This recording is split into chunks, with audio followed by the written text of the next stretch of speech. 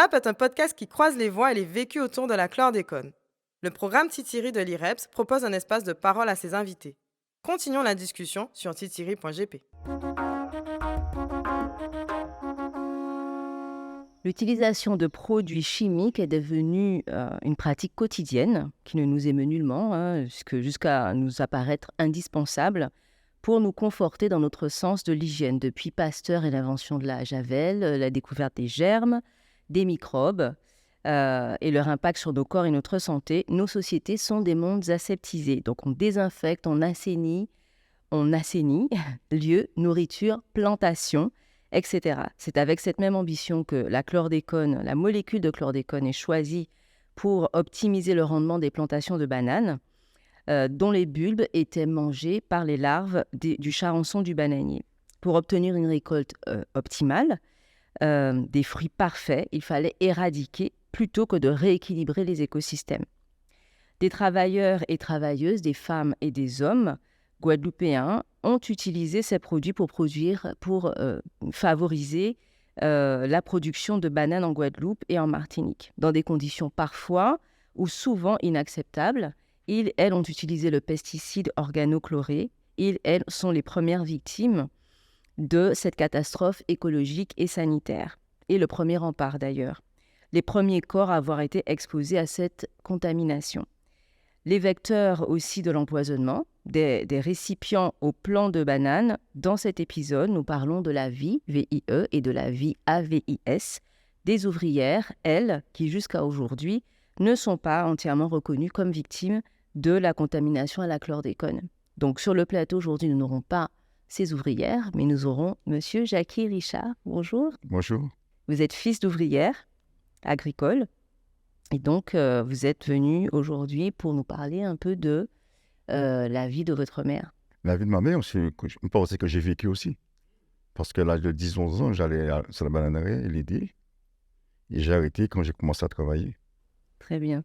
Alors, est-ce que vous pouvez nous parler déjà un peu de vous? Moi, je m'appelle Jackie Richard. J'ai exactement 68 ans actuellement. Et je suis fils d'agriculteur, d'ouvrier agricole. Donc, ma maman, mon papa aussi en a fait, mais après, il est parti en tant que chauffeur. Donc, sur l'habitation Rézy, Butel à Saint-Claude, ce qu'on appelle l'habitation, la banane de montagne. Parce que ce n'était pas des bananes qu'on pouvait mécaniser. C'était des planteurs qui devaient planter et des femmes qui devaient charroyer les plants. Donc, les plants de banane, et après charroyer la banane. Donc, c'était une période très, très difficile. Donc, les enfants étaient amenés pour aider les parents, donc j'ai participé. Donc, il y avait plusieurs types de travaux, sarclage, plusieurs types. D'accord, on va y revenir tout à l'heure. Donc, je vais déjà vous convoquer la concalambie. Vous connaissez la concalambie, vous savez ce que ça représente dans la culture guadeloupéenne. C'est l'appel à la mobilisation. C'est aussi le passage, c'est le souffle de la culture, de la tradition. Et donc, avec cette concalambie, on a deux choses que vous avez emmenées. Qu'est-ce que vous nous avez emmené aujourd'hui? Donc, j'amène une pâte de poyo. On dit banane, mais c'est poyo. Parce qu'en France, on dit banane parce qu'on la banane jaune. Mais nous, on en mange quasiment la banane verte. Oui, on mange la banane verte. Donc, le poyo, c'est Poyo. banane verte. Et une cabosse de cacao.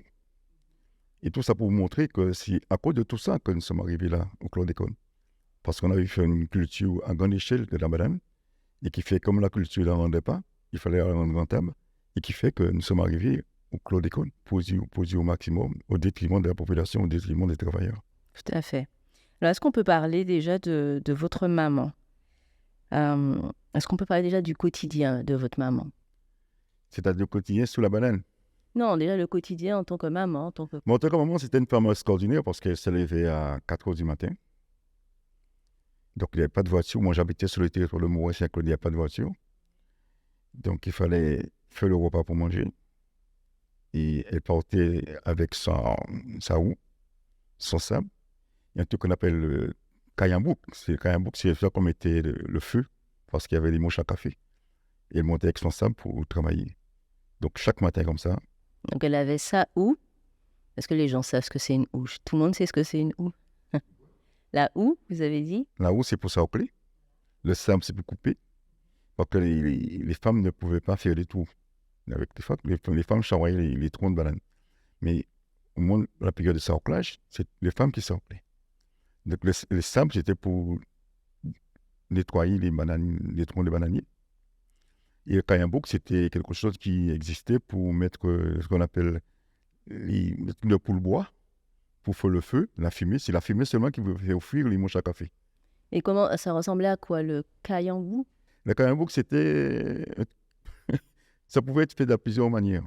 Ça pouvait être une vieille canarie, on faisait des trous, ou bien des vases. Je vous rappelle ça, les vases des enfants, les potiches là, aussi qu'on faisait. On faisait des trous et on mettait le bois et les trucs de poule bois et on mettait le feu. Donc et après, on rentait et on mettait des herbes dessus. Ça faisait la fumée. Et c'est cette fumée-là qui faisait fuir les mouches. Ça s'appelait le cayambouk. Et on faisait sur les mouches parce que ça gênait pendant le travail. C'est ça. Ah ouais, mais ça les mouches à café, c'était quelque chose d'extraordinaire. Il n'y en a plus pour l'instant, parce qu'il n'y a plus de gens qui travaillent sur la banane. Mais c'est quelque chose qui était vraiment désastreux parce que ça piquait et ça suçait le sang. Donc c'était quelque chose qui empêchait de travailler. On ne peut pas travailler avec les mouches à café. Il faut dire que sur la banane, il y avait le cacao, mais il y avait aussi les cafés. Parce que vraiment, on travaillait sur la bananier, mais aussi fait la cueillette des cafés en période de café, et les hommes faisaient la cueillette des cacao en période de cacao. Et donc votre maman partait à 4 heures du matin. Non, c'est levé à 4 Elle se levait à 4 heures. Il faisait à manger. Mon papa nous amenait à 6 heures, et à 6 heures du matin, elle partait, montait à pied de l'endroit où on habitait, pour aller sur l'habitation. Elle faisait à manger le petit déjeuner. C'était quoi le petit déjeuner à l'époque? Alors, c'était manger pour qu'on puisse aller à l'école. Le petit déjeuner chez nous, à cette période-là, c'était quoi, le café. Le café ou bien un morceau de cassave, un morceau... Mais quand je parle de repas, c'était le repas pour qu'on puisse aller à l'école. Donc elle cuisinait quoi? Qu'est-ce qu'elle cuisinait pour le repas? Ouais. Souvent, c'est... Comme mon papa avait des amis Saint-Trois pêcheurs, que les du poisson, souvent on avait poisson fouillé. Et 2 ou 3 bouquets. Maintenant, on dit bouquet, mais c'était des données-kits, qu'on appelait des données-kits. Données-kits, ou bien un petit riz lentilles, bien des morceaux poyo. C'était ce qu'elle faisait. Donc, c'était rapide. Les moyens financiers n'existaient pas. Parce que j'ai vu, on va peut-être en discuter. Bon, au moment qu'elle touchait sa quinzaine, c'était très, très peu. Justement, la quinzaine, c'était donc les ouvriers agricoles à l'époque touchaient la quinzaine. Tous les 15 jours, ils allaient récupérer l'argent. Moi, c'était le 2 et le 17. Je me rappelle bien. Le 2 et le 17. Et je vais vous expliquer une anecdote parce que quand j'ai commencé à travailler, je travaillais à la banque. C'est moi qui allais toucher l'argent de mon le 2 et le 17. Je n'ai jamais vu toucher 300 francs. Jamais. C'était 250, 280, jamais 300 francs. Et quand je suis rentré à la banque, on m'a donné 750 francs pour 15 jours. Je vous dis que moi, j'ai pleuré. Parce que j'ai vu que la quinzaine qu'elle travaillait, le nombre de régimes qu'elle charriait, le nombre de trous, le nombre de mètres de sarclage, le nombre de sacs d'engrais et de sel qu'elle charriait, non seulement aller prendre au dépôt et le mettre sur la bananière, et elle ne touchait pas 300 francs. C'est là que je me suis rendu compte que moi, j'étais devenu quasiment privilégié par rapport à elle. Et d'autant plus que je ne pouvais plus aller l'aider. Parce que quand j'allais l'aider, ce qui est paradoxal et qui était bien sur l'habitation, c'est que les travailleurs avaient une sorte d'entraide. Ma maman ne partait pas, moi je venais l'aider, elle ne quittait pas. Elle me dit, elle a fini, je descendais, mais elle restait aider les autres. Et ainsi de suite, ainsi de suite. Il ne laissait pas un travailleur sur la bananière. Pour te montrer la solidarité qu'il y avait. Oui. Et les gens quittaient la bananerie, quittaient l'habitation à quelle heure? Ça dépend. Il y avait des moments où il y avait ce qu'on appelle les entreprises. C'était un nombre de régimes de bananes qu'il faut charroyer. Le sarclage, c'était un nombre de mètres. C'était 3 décamètres de large ou 5 ou 6 décamètres de l'eau. Donc, il fallait sarcler. Donc, quand on a fini, on a fini. Mais il y avait des périodes, c'était la journée. C'était de 7h à 13h. C'était la journée. Mais comme c'était en entreprise, c'était le nombre de régimes de bananes qu'on charroyait. Donc, on pouvait finir à 10h. Donc, chacun avait une parcelle. Enfin, quand on dit une parcelle, chaque ouvrier... Non, il n'y avait pas de parcelle. En période de sarclage, oui. Mais pour charroyer la banane, il y avait deux porteuses derrière un coupeur. Et le coupeur, il ne passait pas autour. Le dépôt pouvait être ici. Il pouvait aller couper la banane, je place avec toi. Ouais. Il fallait ramener la banane au dépôt. Donc les hommes coupent. Ouais. Ils coupent Et les femmes travaillaient. et les femmes transportent. Ouais. C'était une période très, très difficile. Et d'autant plus qu'ils imposaient un régime par portage. Donc, si c'était 80 régimes, il fallait porter 80 voyages. Ils n'autorisaient pas de régime par porteuse. Donc, si le commandeur était là, il arrivait qu'il pouvait prendre 2, mais il ne rentrait pas au dépôt avec 2. Il déposait à la moitié de chemin, il venait prendre après. Mais ils ne voulaient pas qu'on porte 2. Pourquoi? Parce qu'on a peur que les bananes tombent. Vous savez que si maman chavoyait la banane et le régime tombait, ça ne comptait pas. Donc, il fallait que la banane arrive intacte au dépôt. Si elle était tombée, il ne fallait pas compter la banane. Il le mettait au dépôt. Il prenait peut-être les packs qui étaient dedans, mais il ne le comptait pas comme un voyage. Vous voyez, je veux dire que c'est il y avait ce système de commandeur, de géreur. Mais le commandeur, souvent, c'était un ancien travailleur qui passait commandeur. Donc, il connaissait en quelque sorte toutes les us et coutumes des travailleurs. Donc, il était plus à même de pouvoir contrôler ce que faisaient les travailleurs. Donc, c'était pas... Le gigot, c'était quelqu'un souvent descendant du planteur. Mais souvent, le commandeur, c'était un ancien travailleur qui s'était montré. Et on a fait... C'était une promotion sur la banane. C'était une promotion. Et à ce moment-là, lui, il voulait justifier son rôle. Il devenait parfois plus... Mais autant que le... Oui, plus dur que le géreur. Donc, votre mère, elle avait donc 7 journées de travail. Et quand elle rentrait à la maison, donc elle rentrait le soir ou en milieu de journée? Elle rentrait vers 1h. Ça dépend. La journée, c'était jusqu'à 13h. Quand c'était à l'entreprise, dès qu'elle finissait. Mais comme il y avait cette entraide, donc ils s'entraidaient et que tout le monde quittait l'habitation. Donc, elle pouvait finir vers 12h, 13h, mais elle rentrait. Et vous voyez, le problème se pose, c'est que on parle du chlordécone pour montrer que on pense que c'est seulement les travailleurs qui sont en cause. Mais ma maman, en mettant le chlordécone, amenait à la maison ce qu'on appelle le ciré qui enveloppait le chlordécone. Parce que c'est ce ciré-là qui lui servait de protection quand il pleuvait sur la banane. Et qui servait aussi de Roomba pour mettre l'engrais. Donc la Roomba, pour expliquer aux personnes. La Roomba, c'est quelque chose qu'on on attachait et qui permet de tenir comme ça pour mettre l'engrais et de prendre l'engrais avec un demi-pot pour distiller l'engrais et pour mettre par haut. Donc en fait, les femmes attachaient donc le sac autour de leur hanche. Ouais. La partie serrée, mettaient l'engrais à l'intérieur et pouvaient mettait au pied de chaque plant. Avec un demi-pot Nestlé. Un demi-pot de la Nestlé. Ouais. Tu pas au pied de banane. Donc en fait, le chlordécone était juste devant le ventre. Et dépendamment, vous voyez que de façon extérieure, mais c'est quelque chose qui se propageait même dans la famille, parce que si vous amenez le ciré dans la famille, obligatoirement, ça aussi, les enfants pouvaient être touchés. On ne se rend pas compte parce qu'on pense que c'est seulement les travailleurs, mais c'est quelque chose qui a touché toute la population. Oui, bien sûr, qui touche toute la famille, mais qui touchait leur famille aussi parce que... Alors justement, avant de bien parler de la chlordécone, vous avez travaillé aussi dans les champs avec votre maman. Vous avez commencé à quel âge? Vers 11-12 ans, j'allais l'aider avec elle. Ça dépend, c'est que je plutôt chavoyer la banane. Donc moi, j'ai chavoyé... Elle devait chavoyer 80 régines pour une journée. Je faisais 30 ou 20 ou 30. Ma sœur Chantal faisait 20 ou 30. Et elle faisait la différence. Donc, elle finissait rapidement. Mais après, ma sœur m'emportait. Et elle allait aider les autres qui n'avaient pas fini. Parce que le lendemain, s'il y avait l'enfant de l'autre qui venait, on allait aussi l'aider. Donc, en période de sac, là, j'allais avec elle. Période d'engrais aussi. On avait l'engrais. Il y avait aussi le sel. C'était quasi... Le sel, il servait à quoi? Mais le sel, c'est quelque chose qui permet à la racine de la banane de pousser plus rapidement.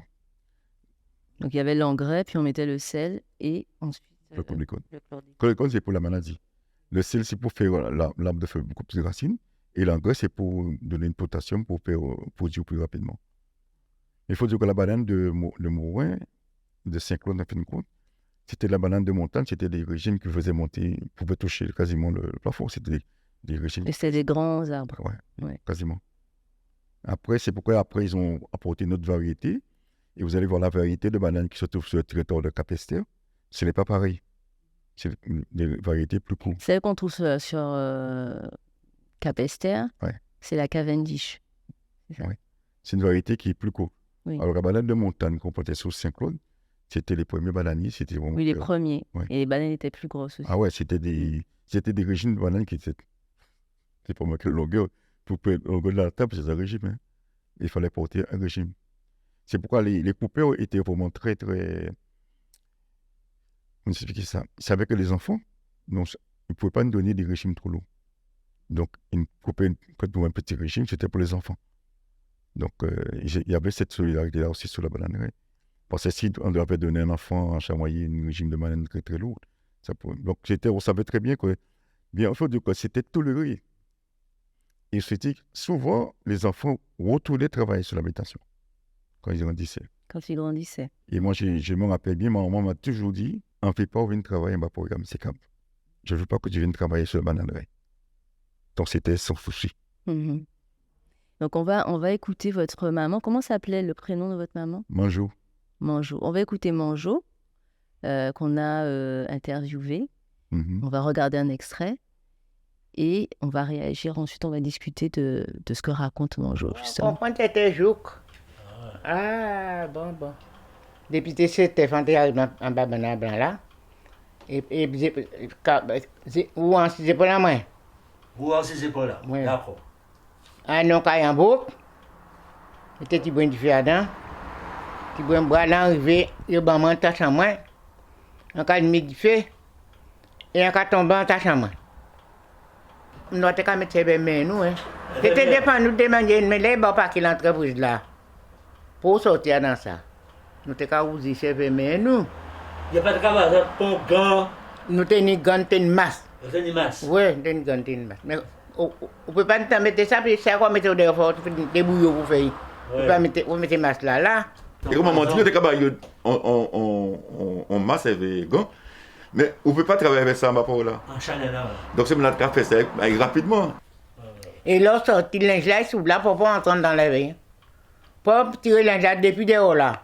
Alors, maintenant, ça faut mettre un linge qui est bon, on dit pas dehors, pour l'autre sortir pour tirer, il ne faut pas rentrer dans la veille ça.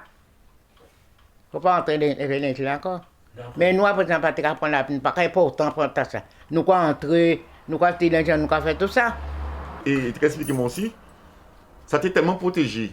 Et Claude Connay, on s'en cirait. Et le cas pour cirer là, ça peut être ce vidéo. Et c'est ça comme soit Rumba, soit peut-être pour la petite mouillée. Donc c'est ça de protégé. Ça t'est vraiment solide. Hein? C'est le cas de Claude Connay. Patène n'a pas dit, on a aussi venu avec ça. Au côté de venir avec ça. Pour là, c'est tout manger le matin, le midi. Mais c'est chauffé dans le matin pour manger, parce que pour compte, nous sommes toujours ni lettre. Papa, moi, t'es toujours ni bœuf à lettre. Nous toujours manger pain ou sport ou tirer lettre. Nous toujours t'es ni lettre. Ah ouais, papa, t'es toujours ni lettre. Il fait une manger lettre pour yo. Une manger lettre, ça ne te met tout lettre là-dedans. Vous avez travaillé Ziam aussi? Ah, Ziam, mais on l'a été pour ça. Ça a dit à mon coin pour pas t'amener. C'est sous quoi t'as un bac à faire. Pour tout le monde, puis maintenant, puis faut pas que tu pas ton avocat. Moi, commander là derrière de où là. Faut pas que tu aies pour mananga blanc là. Hein. Vous pouvez prendre mananga, c'est tout fait tirer. Et oui, tout est une petite tirer, mais là, faut faire tirer, mais là, pour me dire jardin. Et oui, il y a faire au débat qui est ouvert. Oh, on comprend que c'était jouk. Ah, bon. Nous là, nous faisons, nous sommes des députés rentrés, fait des BD, là, tout le monde a dansé. Qu'est-ce que chanter, me dit? On peut pas retirer, on peut pas retirer, on peut pas retirer, moi, putain, Allah, on peut pas retirer, on peut pas retirer.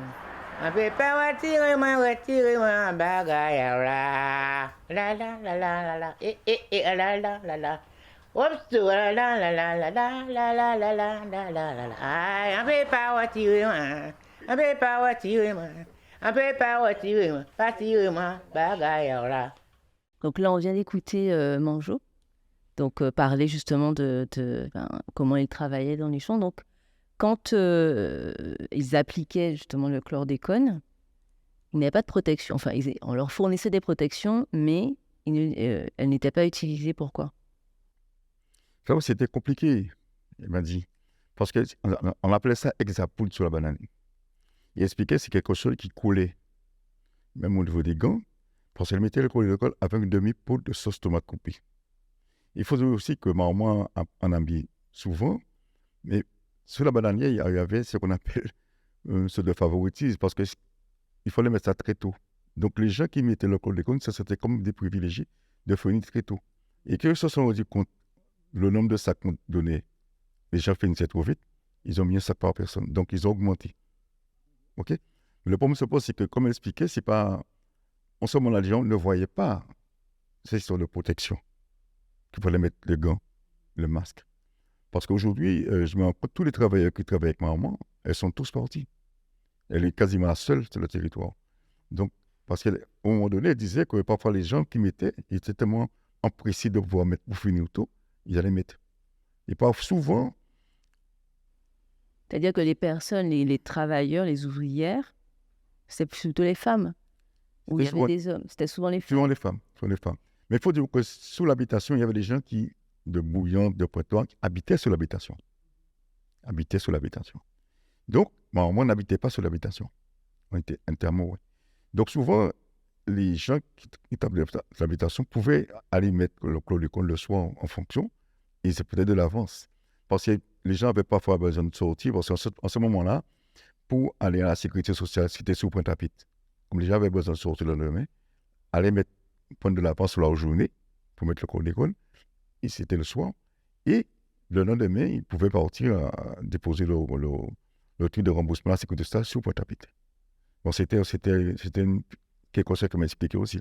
Mais le travailleur, il avait besoin de finir de travailler. Pour lui, il allait beaucoup plus vite en utilisant la main qu'on de mettre le gant, qu'on mettre le masque. Donc, et la dangerosité, il n'était pas conscient de ça. Il y a on peut dire aujourd'hui pourquoi les gens le faisaient, mais il y avait une forme d'inconscience et de manque de conseil aussi sur la dangerosité du produit et qui ne s'est pas fait. Et maintenant, on se rend compte que c'était un produit. Mais le problème se pose, c'est que les gens qui l'ont mis savaient. Bien sûr, ils savaient. Mais alors, votre maman, est-ce qu'elle a été malade à un moment donné? Elle a été malade. Ma maman a été opérée des glandes thyroïdes. Jusqu'à aujourd'hui, elle prend ce qu'on appelle le vomitox, un truc comme ça, de façon permanente.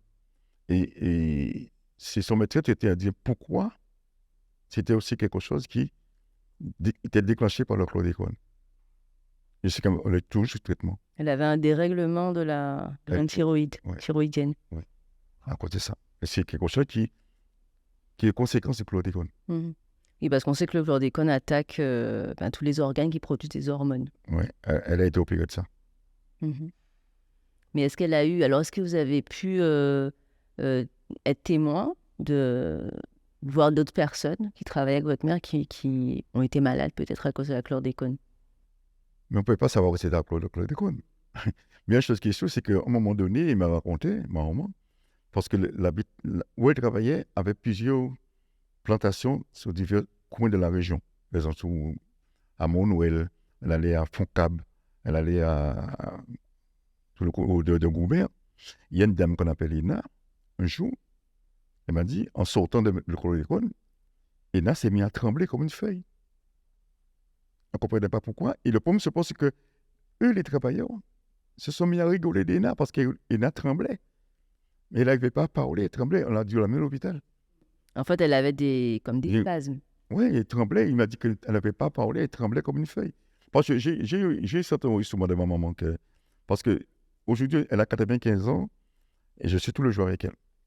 Donc, je prends mon portable des fois, j'ai des enregistrements, je lui fais parler comment elle traverse la banane, ce qu'elle fait. J'ai des enregistrements. Mais c'est quand même raconter ça, c'était quelque chose de terrible. Et ce matin, elle se rend compte que c'était à cause de ça.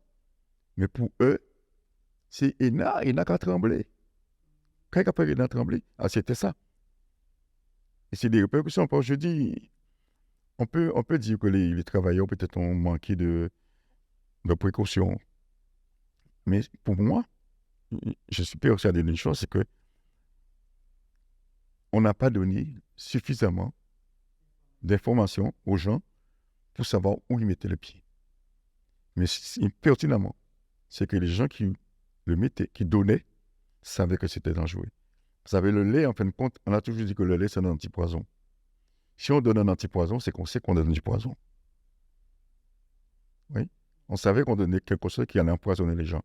On leur donnait un antipoison pour boire chez eux.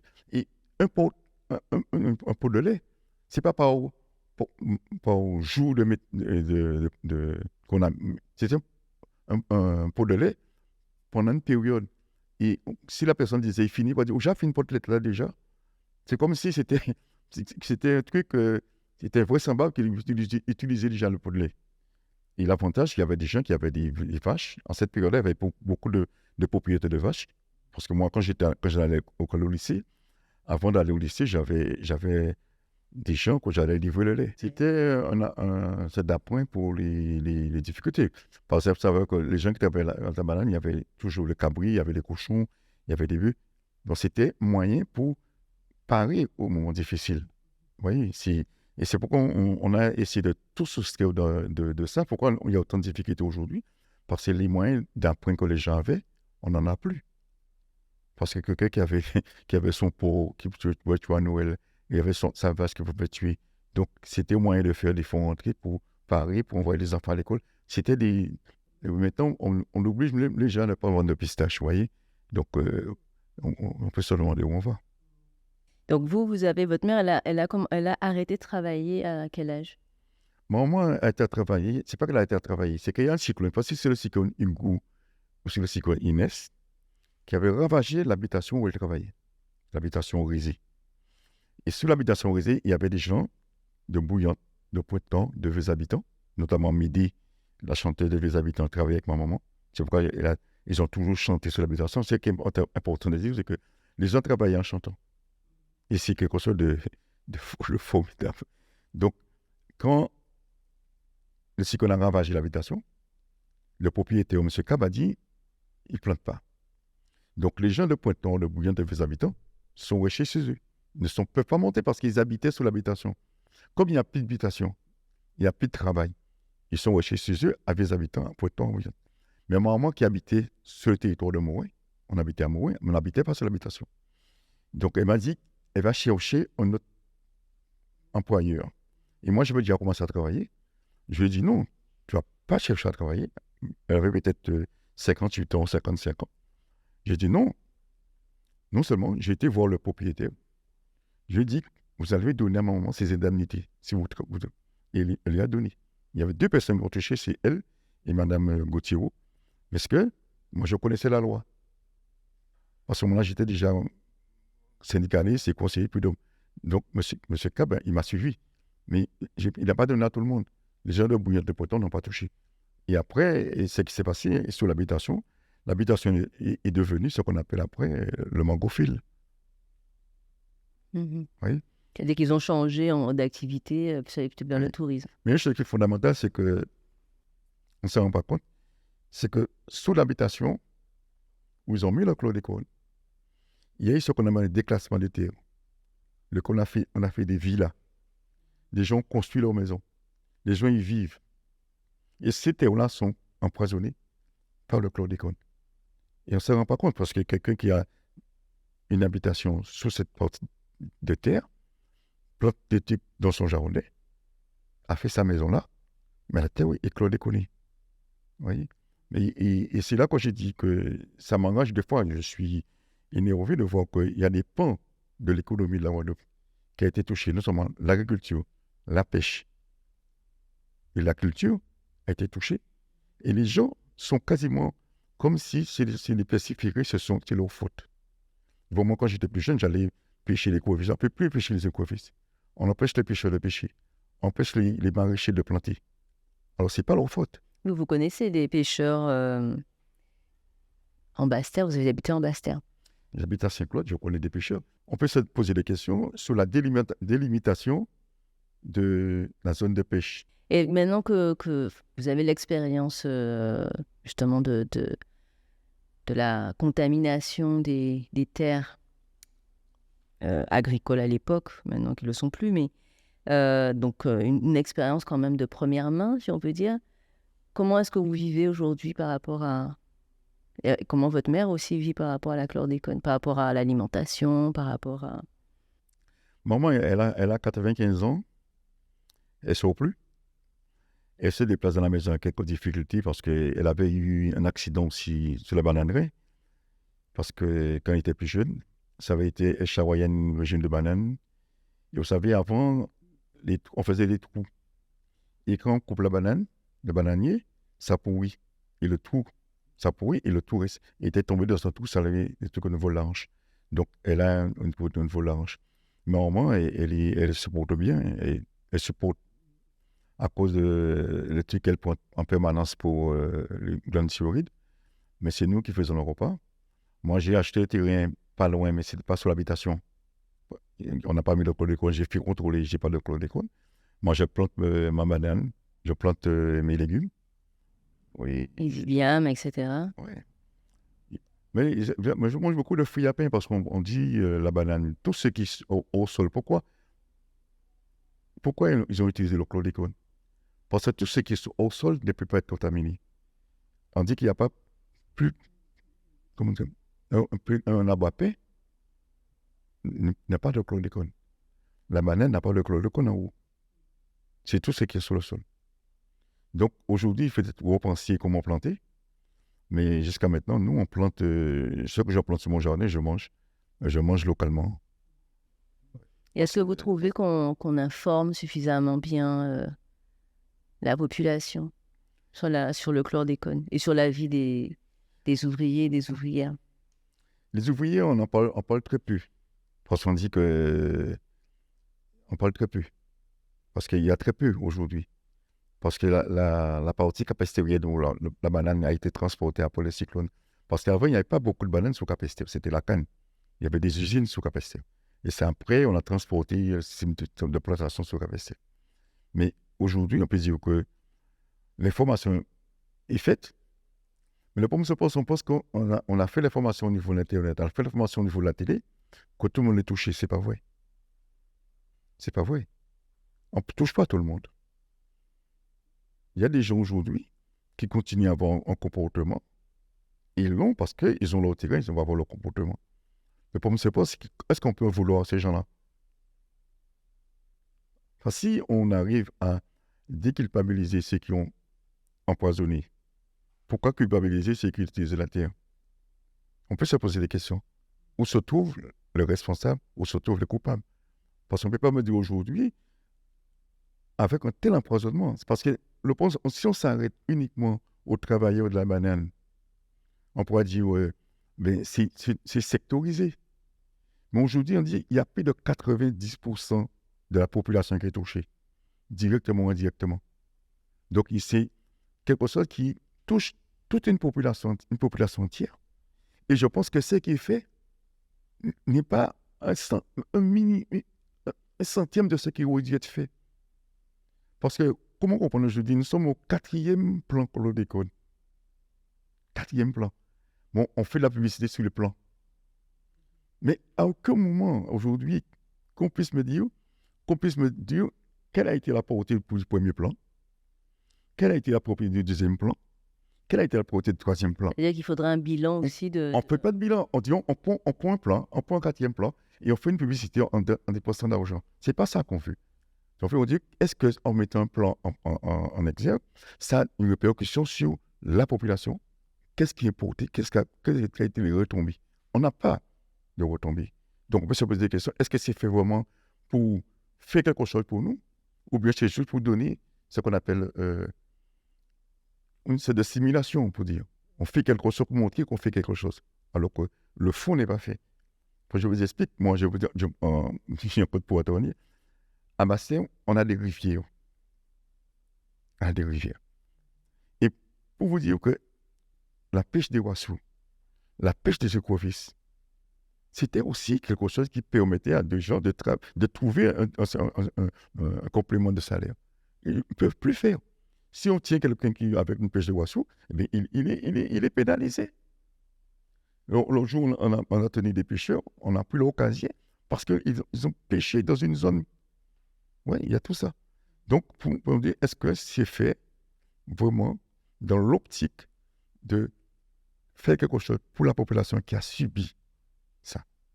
Et quand on entend, et on va dire ce qu'on voudra, quand j'ai lu, parce que moi j'ai lu les trucs, je me documente dessus, on peut me dire ce qu'on veut, ce qu'on fait. Moi, personnellement, à mon niveau personnel, je peux remonter sur ce qui s'est passé. Qui a fait, qui n'a pas fait. Et qui a fait qu'on a interdit, qu'à continuer à faire. Donc, ils savent. Parce qu'ils ne veulent pas condamner les gens. Donc, on ne peut pas rester dans cette situation de non-lieu, alors qu'il y a des gens qui continuent à mourir, qui continuent à transmettre le chlordécone. On dit que maintenant, le chlordécone se transmet dans le fœtus. Ça veut dire aujourd'hui, nous sommes quasiment condamnés à transporter ça des années. Donc, on ne peut pas rester dans une situation de dire, ce n'est pas une fatalité. C'était une fatalité, je ne veux plus comprendre. Ce n'est pas une fatalité. C'est quelque chose qui a été voulu par des gens qui ont voulu produire à grande échelle une production qui ne concernait pas une production pour l'importation. Oui, pour l'exportation. Oui, pour l'exportation. Oui, oui. Alors, on arrive au terme de notre conversation. Est-ce que vous auriez des recommandations? Ou est-ce que vous voulez transmettre un message aussi aux Guadeloupéens, aux Guadeloupéennes, aux anciens ouvriers, aux anciennes ouvrières, ceux qui sont encore là? C'est difficile parce que les gens qui ont travaillé, par exemple, à Capester, où je suis, je côtoie les gens qui sont dans la CGTG Banane, qui jouent un peu chômeurs. Vous voyez? C'est les gens qui ont travaillé là-bas. Et ça fait mal de voir quelqu'un qui vous parle comme... Il y a des gens qui ne peuvent même pas sortir chez eux, qui n'arrivent pas à respirer, qui ont des pathologies qui sont lourdes. Leur dire quelque chose, est-ce que c'est leur faute? Ce que je voudrais pour nous de ces gens-là, pour la justice pour ces gens-là, qu'on puisse vraiment pénaliser les gens qui ont contaminé le peuple guadeloupéen. C'est pas un petit mot, hein, madame. C'est un mot qu'on ne peut pas laisser ça passer comme un non-fait. C'est trop violent. C'est une violence, parce qu'on ne se rend pas compte. Parce qu'on dit après, quand le président dit, on n'a pas déterminé si c'est vraiment ça qui cause le cancer. Alors que le médecin dit c'est ça. Pour les hommes. Les enfants sont touchés. Les femmes sont touchées. Les fœtus sont touchés. Donc, ils veulent quoi? Nous détruire définitivement. On ne peut pas laisser ça passer. On ne peut pas accepter un non-lieu comme ça, dans ces conditions-là, comme si c'était une fatalité. Ce n'est pas une fatalité. Je mourrai peut-être demain, mais je souhaiterais que les gens qui continuent à vivre, parce que le problème se pose, madame Lunette, qu'on parle de l'esclavage, c'était déjà une dérogation. Le chlordécone, c'est une dérogation de la loi même. Donc, ces gens qui font des dérogations, ils doivent payer. Parce qu'il y a des gens qui subissent ça. Donc, s'ils ne payent pas, c'est un pays sans droit et sans loi. Ça ne peut pas se faire. Je vous remercie pour ces mots et je vais vous inviter à regarder la caméra et dire FAP. FAP, fricassé à parole. FAP. Vous venez d'écouter FAP, fricassé à parole. Ce projet est propulsé par l'IREPS Guadeloupe Saint-Martin-Saint-Barthélemy, financé par l'ARS et produit par EWAG.